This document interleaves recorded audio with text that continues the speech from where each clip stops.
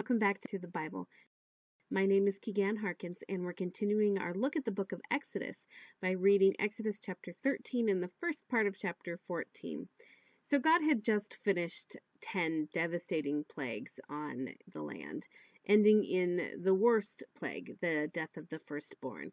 So now the Israelites have finally been released to go to their promised land, but it isn't going to be easy. And the Israelites know this even if they don't act like it. Verse 18 tells us that the Israelites left armed for battle, but they aren't really prepared for it.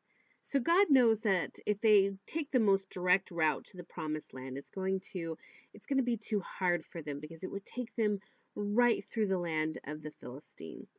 So why hadn't God had the Israelites begun to train for war earlier?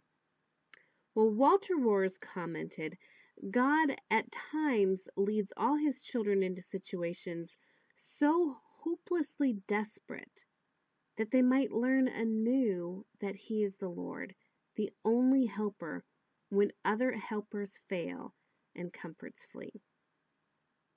Now, maybe this sounds strange or even cruel to you, but at the heart of this truth, there really is love. So we read in Exodus chapter 13, verses 17 and 18, that when the Israelites fled, God didn't lead them into the land of the Philistines because they weren't ready for that kind of a fight. So instead, he led them to the shores of a sea, where once again he would show his power and dominion over their captors. God wanted to teach them to trust him, but he didn't push them too far. God knows exactly how much we can handle. See, and the Israelites would eventually have to fight the Philistines, but just not yet. 1 Corinthians 10:13 tells us God is faithful. He will not lead you to be tempted beyond what you can bear. But when you're tempted, he'll also provide a way out so that you can stand up under it. See, when we face the hardest moments of our life, we can actually rejoice. Walter Roars also said, man's darkest hours are God's opportunities to reveal his unfailing power to save. I love that. Man's darkest hours are God's opportunities to reveal his unfailing power to save. Even when we're stuck between an army and a raging sea, God still has the power to save us. I mean, who knows? Maybe he'll teach us to swim. Maybe he'll give us a boat.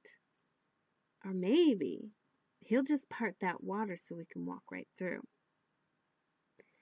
But no matter what, no matter where he leads us, he won't lead us to face a battle we're not prepared for. But just because it's hard doesn't mean that God's not going to do something amazing on our behalf. So trust him. I want to encourage you today. Trust the one who's leading you.